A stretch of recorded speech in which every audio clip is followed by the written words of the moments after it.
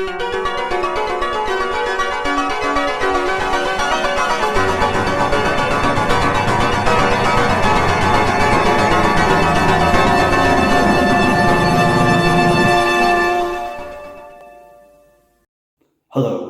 I'm Karl Welshman, and welcome to Spookers. Scary stories for people who like a scary story. This one is called Love and Laughter. Wilbur, 70 years old but with the grip of a 22-year-old, had been pulling slugs up out of the garden for the last 10 minutes when his wife came outside with a pot of tea on a tray. "Tea, love?" Wilbur stood up and awkwardly wiped his brow with the back of his hand, leaving a dirty smear across his forehead. "Tee-hee, you silly sod. You've gone and got your head all dirty. It looks like you've some poo on your head." Wilbur smiled. He loved seeing his wife, Fruit, laugh.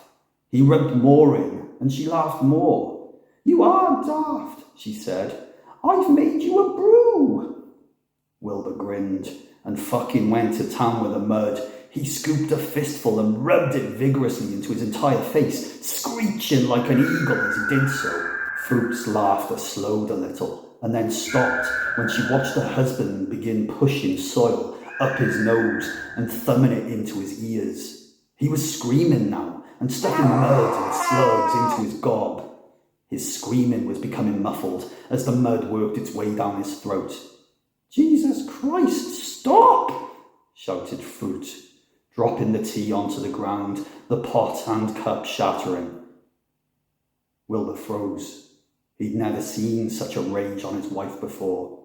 Was she going to slap his balls? "I've dropped the bloody pot now. There's tea on the ground and there are ants going towards it at a speed I'd never believe possible if I'd not seen it with my own eyes." Wilbur was terrified. He was sure that not only was the love of his life going to decimate his testicles, but she was probably going to try and kill him in his sleep. He had no choice. He needed to defend himself.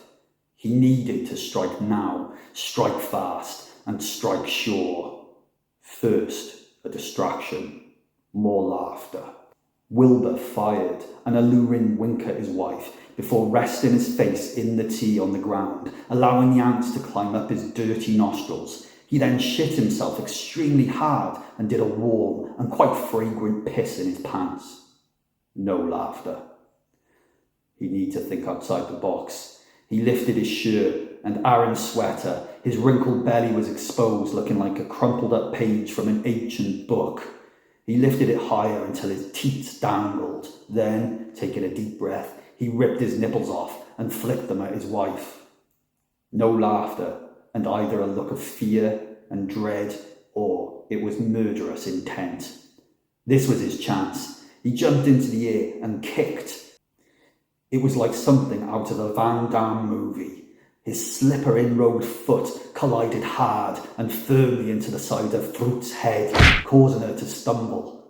She sat on the ground, baffled and shocked. Wilbur took this moment to run to his shed and grab the petrol-fueled lawnmower.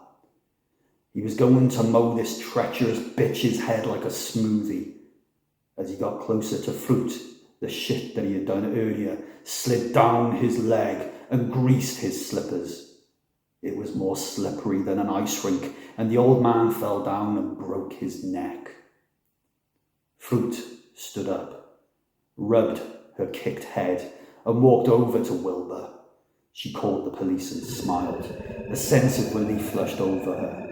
She'd planned on smashing her husband's tender testicles and killing him in his sleep that night.